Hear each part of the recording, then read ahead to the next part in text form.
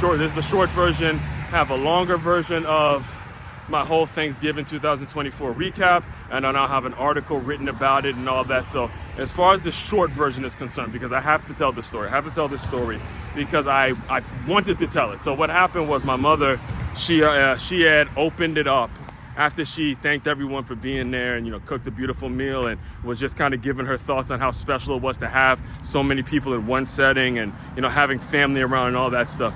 My mother actually opened it up for anybody to actually say anything, speak if they want to speak. Now, again, me, I tell stories all day. I can speak all day and I can talk. That's one of my superpowers, is my ability to create stories and, think about this one and connect the dots here and connect. Like, this is what I do. And I was going to say, I had a story in my mind that I wanted to tell, but the second that my mother goes, hey, is there anything anybody else wants to say? Like, the second the uncle in which I was actually going to tell the story about, he actually cut the whole thing off and was like, okay, pass the fork.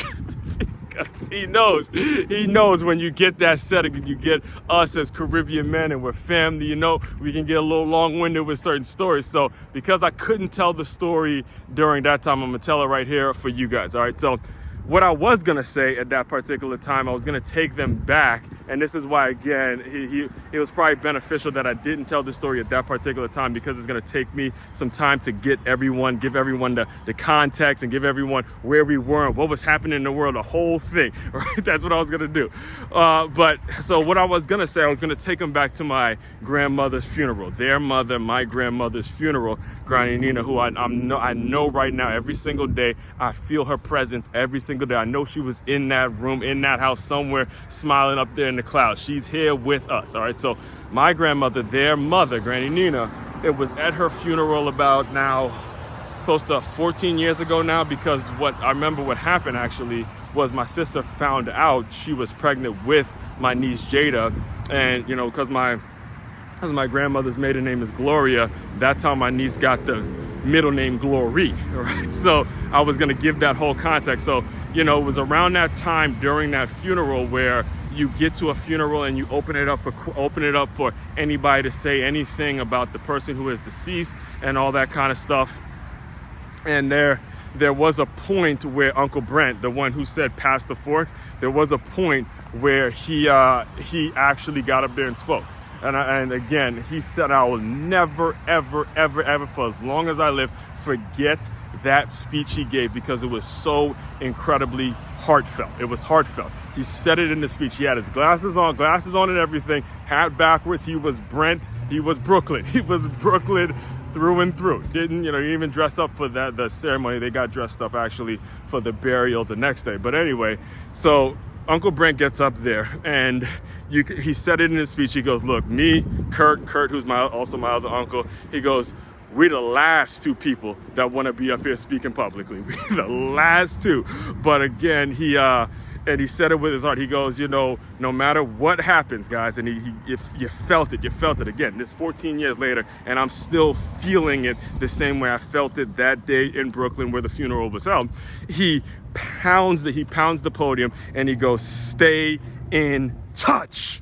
And he got it off his chest, and you can tell, because after he got off his chest, you can tell the conversations that he would have with his mother, same way I'd have conversations with my mother and the whole thing. And, he said after that, he goes, it just so happens that when Moms was alive that, I got to know how everybody was doing through her. And, she was able to tell me how this one's doing and how that one's doing and all that kind of stuff. But now that she's not here, it's important that we stay in touch. And he kept pounding the podium. And the speech may have lasted about 30 to 45 seconds, may have even gone a minute, but you felt it throughout the entire room. And as you can see, 14 years later, now that my niece is 15 years old now, nephew now 13, and everyone's grown up, and you can feel that presence there. And that's what it's all about, folks. It's about, again, community. It's about understanding, regardless of how long it's been since you've actually been in touch with someone, it's about making sure